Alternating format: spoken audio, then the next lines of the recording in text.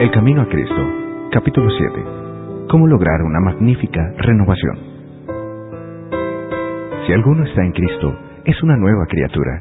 Las cosas viejas pasaron ya. He aquí que todo se ha hecho nuevo. Segunda de Corintios, capítulo 5, versículo 17. Tal vez alguno no podrá decir el tiempo o el lugar exacto, ni trazar toda la cadena de circunstancias del proceso de su conversión. Pero esto no prueba que no se haya convertido. Cristo dijo a Nicodemo: El viento de donde quiere sopla, y oye su sonido, mas no sabes de dónde viene, ni a dónde va. Así es todo aquel que es nacido del Espíritu. Juan, capítulo 3, versículo 8. Así como el viento es invisible y, sin embargo, se ven y se sienten claramente sus efectos, así obra el Espíritu de Dios en el corazón humano. El poder regenerador que ningún ojo humano puede ver engendra una vida nueva en el alma, crea un nuevo ser conforme a la imagen de Dios. Aunque la obra del Espíritu es silenciosa e imperceptible, sus efectos son manifiestos. Cuando el corazón ha sido renovado por el Espíritu de Dios, el hecho se manifiesta en la vida. Al paso que no podemos hacer nada para cambiar nuestro corazón, ni para ponernos en armonía con Dios, al paso que no debemos confiar para nada en nosotros ni en nuestras buenas obras, nuestras vidas han de revelar si la gracia de Dios mora en nosotros. Se notará un cambio en el carácter, en las costumbres y ocupaciones. La diferencia será muy clara e inequívoca entre lo que han sido y lo que son. El carácter se da a conocer, no por las obras buenas o malas que de vez en cuando se ejecutan, sino por la tendencia de las palabras y de los actos en la vida diaria. Es cierto que puede haber una corrección del comportamiento externo sin el poder regenerador de Cristo. El amor a la influencia y el deseo de la estimación de otros pueden producir una vida muy ordenada. El respeto propio puede impulsarnos a evitar la apariencia del mal. Un corazón egoísta puede ejecutar obras generosas. ¿De qué medio nos valdremos entonces para saber a qué clase pertenecemos? ¿Quién posee nuestro corazón? ¿Con quién están nuestros pensamientos? ¿De quién nos gusta hablar? ¿Para quién son nuestros más ardientes afectos y nuestras mejores energías? Si somos de Cristo, nuestros pensamientos están con Él y nuestros más gratos pensamientos son para Él. Todo lo que tenemos y somos lo hemos consagrado a Él. Deseamos vehementemente ser semejantes a Él, tener su espíritu, hacer su voluntad y agradarle en todo. Los que son hechos nuevas criaturas en Cristo Jesús manifiestan los frutos del Espíritu: Amor, gozo, paz, paciencia, benignidad, bondad, fidelidad, mansedumbre, dominio propio. Gálatas capítulo 5, versículo 22 y 23. Ya no se conforman por más tiempo con las concupiscencias anteriores, sino que por la fe del Hijo de Dios siguen sus pisadas, reflejan su carácter y se purifican a sí mismos así como Él es puro. Aman ahora las cosas que en un tiempo aborrecían y aborrecen las cosas que en otro tiempo amaban. El que era orgulloso y dominante ahora es manso y humilde de corazón. El que antes era vano y altanero ahora es serio y discreto. El que antes era borracho ahora es sobrio, y el que era libertino, puro. Han dejado las costumbres y modas vanas del mundo. Los cristianos no buscan el adorno externo, sino el del interior de la persona, en el incorruptible ornato de un espíritu manso y apacible, que es de gran valor delante de Dios. Primera de Pedro, capítulo 3, versículos 3 y 4. No hay evidencia de arrepentimiento verdadero cuando no se produce una reforma en la vida. Si restituye la prenda, devuelve lo que hubiere robado, confiesa sus pecados y ama a Dios y a su prójimo. El pecador puede estar seguro de que pasó de muerte a vida.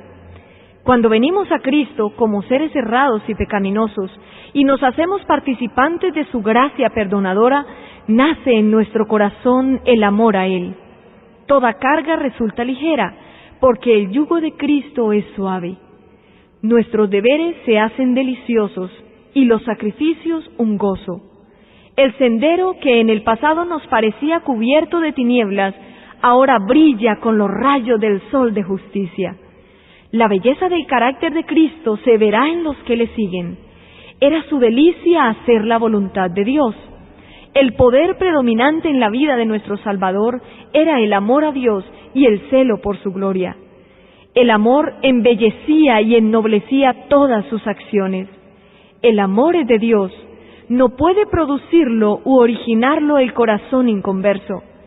Se encuentra solamente en el corazón donde Cristo reina. Nosotros le amamos a Él, porque Él nos amó primero. Primera de Juan, capítulo 4, versículo 19. En el corazón regenerado por la gracia divina, el amor es el móvil de las acciones.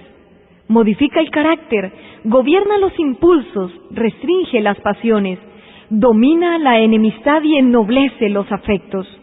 Este amor, alimentado en el alma, endulza la vida y derrama una influencia purificadora en todo su derredor. Hay dos errores contra los cuales los hijos de Dios, particularmente los que apenas han comenzado a confiar en su gracia, deben especialmente guardarse. El primero, sobre el que ya se ha insistido, es el de fijarse en sus propias obras, confiando en alguna cosa que puedan hacer para ponerse en armonía con Dios. El que está procurando llegar a ser santo mediante sus propios esfuerzos por guardar la ley, está procurando una imposibilidad. Todo lo que el hombre puede hacer sin Cristo está contaminado de amor propio y pecado. Solamente la gracia de Cristo, por medio de la fe, puede hacernos santos. El error opuesto, y no menos peligroso, es el que la fe en Cristo exime a los hombres de guardar la ley de Dios, que puesto que solamente por la fe somos hechos participantes de la gracia de Cristo, nuestras obras no tienen nada que ver con nuestra redención. Pero nótese aquí que la obediencia no es un mero cumplimiento externo, sino un servicio de amor. La ley de Dios es una expresión de su misma naturaleza.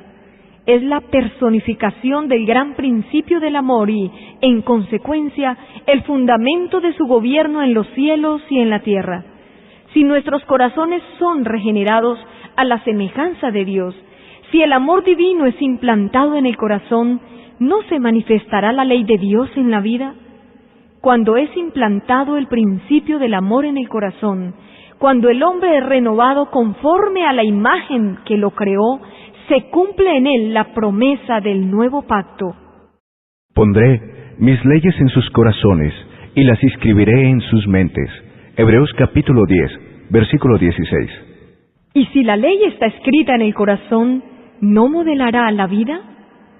La obediencia, es decir, el servicio y la lealtad de amor, es la verdadera prueba del discipulado. Siendo así, la Escritura dice: Pues este es el amor de Dios, que guardemos sus mandamientos. El que dice, yo he llegado a conocerle, y no guarda sus mandamientos, es un mentiroso, y la verdad no está en él. Primera de Juan, capítulo 5, versículo 3, y capítulo 2, versículo 4. En vez de que la fe exima al hombre de la obediencia, es la fe, y sólo ella, la que lo hace participante de la gracia de Cristo y lo capacita para obedecerlo. No ganamos la salvación con nuestra obediencia, porque la salvación es el don gratuito de Dios que se recibe por la fe, pero la obediencia es el fruto de la fe. Y sabéis que Él se manifestó para quitar nuestros pecados, y no hay pecado en Él. Todo aquel que permanece en Él no continúa pecando. Todo aquel que continúa pecando no le ha visto ni le ha conocido. Primera de Juan, capítulo 3, versículos 5 y 6. He aquí la verdadera prueba. Si moramos en Cristo, si el amor de Dios mora en nosotros, nuestros sentimientos, nuestros pensamientos, nuestras acciones tienen que estar en armonía con la voluntad de Dios, como se expresa en los preceptos de su santa ley. Hijitos, nadie os engañe. El que practica la justicia es justo, como Él es justo. Primera de Juan, capítulo 3, versículo 7. Sabemos lo que es justicia por el modelo de la santa ley de Dios, como se expresa en los 10 mandamientos dados en el Sinaí. Esa así llamada fe en Cristo, que según declara exime a los hombres de la obligación de la obediencia a Dios, no es fe, sino presunción. Porque por gracia habéis sido salvados por medio de la fe. Mas la fe, si no tienes obras, es muerta en sí misma. Efesios capítulo 2, versículo 8, y Santiago capítulo 2, versículo 17. Jesús dijo de sí mismo antes de venir al mundo: El hacer tu voluntad, Dios mío, me ha agradado, y tu ley está en medio de mi corazón. Salmos 40, versículo 8. Y cuando estaba por ascender a los cielos, dijo otra vez: Yo he guardado los mandamientos de mi Padre, y permanezco en su amor. Juan capítulo 15, versículo 10.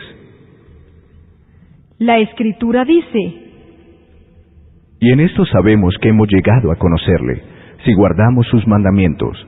El que dice que permanece en él, debe andar como él anduvo. Primera de Juan, capítulo 2, versículo 3 y 6. Porque también Cristo padeció por vosotros, dejándoos ejemplo, para que sigáis sus pisadas. Primera de Pedro, capítulo 2, versículo 21. La condición para alcanzar la vida eterna es ahora exactamente la misma de siempre, tal cual era en el paraíso antes de la caída de nuestros primeros padres, la perfecta obediencia a la ley de Dios, la perfecta justicia. Si la vida eterna se concediera con alguna condición inferior a esta, peligraría la felicidad de todo el universo. Se la abriría la puerta al pecado con todo su séquito de dolor y miseria para siempre. Era posible para Adán, antes de la caída, conservar un carácter justo por la obediencia a la ley de Dios, mas no lo hizo, y por causa de su caída tenemos una naturaleza pecaminosa y no podemos hacernos justos a nosotros mismos. Puesto que somos pecadores y malos, no podemos obedecer perfectamente una ley santa. No tenemos por nosotros mismos justicia con que cumplir lo que la ley de Dios demanda. Mas Cristo nos ha preparado una vía de escape. Vivió sobre la tierra en medio de pruebas y tentaciones, tales como las que nosotros tenemos que arrostrar. Sin embargo, su vida fue impecable. Murió por nosotros y ahora ofrece quitarnos nuestros pecados y vestirnos de su justicia. Si os entregáis a Él y lo aceptáis como vuestro Salvador, por pecaminosa que haya sido vuestra vida, seréis contados entre los justos por consideración a Él. El carácter de Cristo toma el lugar del vuestro, y vosotros sois aceptados por Dios como si no hubierais pecado. Más aún, Cristo cambia el corazón. Habita en vuestro corazón por la fe. Debéis mantener esta comunión con Cristo por la fe y la sumisión continua de vuestra voluntad a Él. Mientras hagáis esto, Él obrará en vosotros para que queráis y hagáis conforme a su voluntad. Así podréis decir: Con Cristo estoy juntamente crucificado, y ya no vivo yo, sino que Cristo vive en mí. Y lo que ahora vivo en la carne, lo vivo en la fe del Hijo de Dios, el cual me amó y se entregó a sí mismo por mí. Gálatas capítulo 2, versículo 20. Así dijo Jesús a sus discípulos: Porque no sois vosotros los que habláis, sino el Espíritu de vuestro Padre, el que habla en vosotros. Mateo capítulo 10, versículo 20. De modo que si Cristo obra en vosotros, manifestaréis el mismo Espíritu y haréis las mismas obras, obras de justicia y obediencia. Así pues, no hay nada en nosotros mismos de que jactarnos, no tenemos motivo para ensalzarnos. El único fundamento de nuestra esperanza es la justicia de Cristo imputada a nosotros y la que produce su Espíritu obrando en nosotros y por nosotros. Cuando hablamos de la fe, debemos tener siempre presente una distinción. Hay una clase de creencia enteramente distinta de la fe: la existencia y el poder de Dios, la verdad de su palabra, son hechos que aún Satanás y sus huestes no pueden negar de corazón. La Biblia dice: también los demonios lo creen y tiemblan. Santiago capítulo 2, versículo 19. Pero esta no es fe, donde no solo hay una creencia en la palabra de Dios, sino una sumisión de la voluntad a Él, donde se le da a Él el corazón y los afectos se fijan en Él. Allí hay fe, fe que obra por el amor y purifica el alma. Mediante esta fe, el corazón se renueva conforme a la imagen de Dios, y el corazón que en su estado carnal no se sujetaba a la ley de Dios, ni tampoco podía, se deleita después en sus santos preceptos, diciendo con el salmista: oh, cuánto amo yo tu ley, todo el día es ella mi meditación. Salmos capítulo 119, versículos 97. Y la justicia de la ley se cumple en nosotros, los que no andamos conforme a la carne, mas conforme al Espíritu. Romanos capítulo 8, versículo 1. Hay quienes han conocido el amor perdonador de Cristo y desean realmente ser hijos de Dios. Sin embargo, reconocen que su carácter es imperfecto y su vida defectuosa, y están propensos a dudar de que sus corazones hayan sido regenerados por el Espíritu Santo. A los tales, quiero decirles que no se abandonen a la desesperación. Tenemos a menudo que postrarnos y llorar a los pies de Jesús por causa de nuestras culpas y errores. Pero no debemos desanimarnos. Aun si somos vencidos por el enemigo, no somos arrojados, ni abandonados, ni rechazados por Dios. No, Cristo está a la diestra de Dios e intercede por nosotros. Dice el discípulo amado: os escribo estas cosas para que no pequéis. Y si alguno peca, abogado tenemos para con el Padre, Jesucristo, el justo. Primera de Juan, capítulo 2, versículo 1. Y no olvidéis las palabras de Cristo: pues el Padre mismo os ama. Juan, capítulo 16, versículo 27. Él quiere que os reconciliéis con Él. Quiere ver su pureza y santidad reflejadas en vosotros. Y si tan solo queréis entregaros a Él, el que comenzó en vosotros la buena obra, la perfeccionará hasta el día de Jesucristo. Orad con más fervor, creed más plenamente. A medida que desconfiemos de nuestra propia fuerza, confiaremos en el poder de nuestro Redentor, y luego alabaremos a aquel que es la salud de nuestro rostro. Cuanto más cerca estéis de Jesús, más imperfectos os reconoceréis, porque veréis más claramente vuestros defectos a la luz del contraste de su perfecta naturaleza. Esta es una evidencia de que los engaños de Satanás han perdido su poder y de que el Espíritu de Dios os está despertando. No puede existir amor profundo por Jesús en el corazón que no comprende su propia perversidad. El alma que se haya transformada por la gracia de Cristo admitirá su divino carácter, pero el no ver nuestra propia deformidad moral es una prueba inequívoca de que no hemos llegado a ver la belleza y excelencia de Cristo. Mientras menos cosas dignas de estima veamos en nosotros, más encontraremos que estimar en la pureza y santidad infinita de nuestro Salvador. Una idea de nuestra pecaminosidad nos puede guiar a aquel que nos puede perdonar. Y cuando, comprendiendo nuestra impotencia, nos esforcemos en seguir a Cristo, Él se nos revelará con poder. Cuanto más nos guíe la necesidad a Él y a la palabra de Dios, tanto más elevada visión tendremos de su carácter y más plenamente reflejaremos su imagen.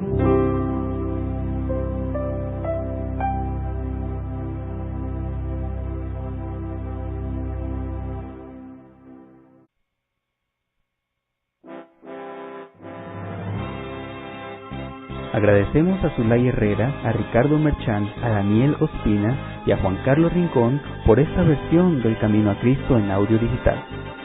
La reproducción del mismo es un servicio del Ministerio Evangelio Eterno. Para obtener gratuitamente estudios selectos de la Biblia y de los escritos de Elena G. de White, o para solicitar nuestras publicaciones impresas, diríjase a www.hogarysalud.com y www.evangelioeterno.com.